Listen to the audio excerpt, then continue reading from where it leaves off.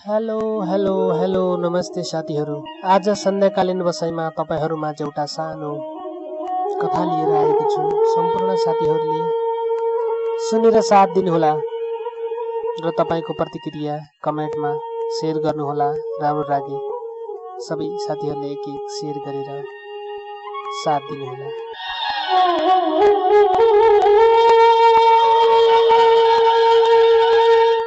जीवनका सबैभन्दा सुन्दर क्षणहरू ठूला मञ्चमा होइन, साना टेबलहरूमा जन्मिन्छन्, जहाँ शब्द कम हुन्छ तर भावना गहिरा हुन्छन्। यो कथा पनि त्यस्तै एउटा सामान्य साँझको हो। चिसो साँझ थियो, बाहिरको हावाले शरीर सिरसिराइरहेको थियो। सानो रेस्टुरेन्टभित्र पस्ने बित्तिकै न्यानोपन फैलिएको थियो। तीनजनाको परिवार एउटै टेबलमा बसेको थियो।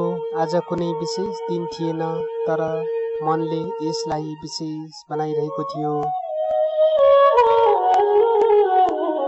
बाबुले टेबलको एक छेउमा बसेर हल्का मुस्कान सहित फोटो खिच्दै थिए। त्यो मुस्कानमा थकान थिएन, थियो त केवल मेरो संसार यही हो भन्ने सन्तोष।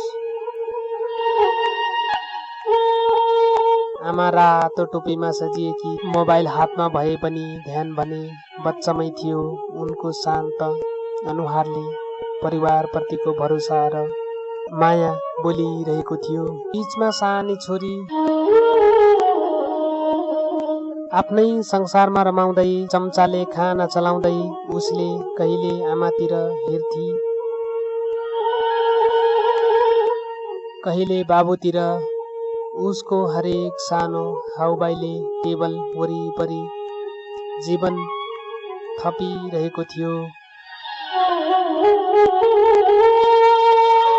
त्यो टेबलमा खाना मात्र थिएन, त्यहाँ सपना थिए, सङ्घर्ष थिए र भोलिप्रतिको आशा थियो। ससाना बोतल, सादा प्लेट र साधारण कुर्सीहरू पनि त्यो प्रेमका साँची बने।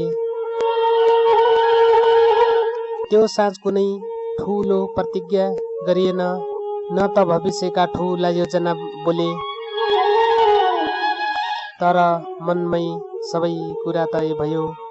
सँगै सधैँ सँगै रहने, साना खुसीमै ठूलो संसार बनाउने हो। यो फोटोले यही भन्छ, खुसी खोज्न टाढा जानु पर्दैन। परिवारसँगै बसेको एक सानो क्षण नै जीवनको सबैभन्दा ठूलो रोमाञ्च हो।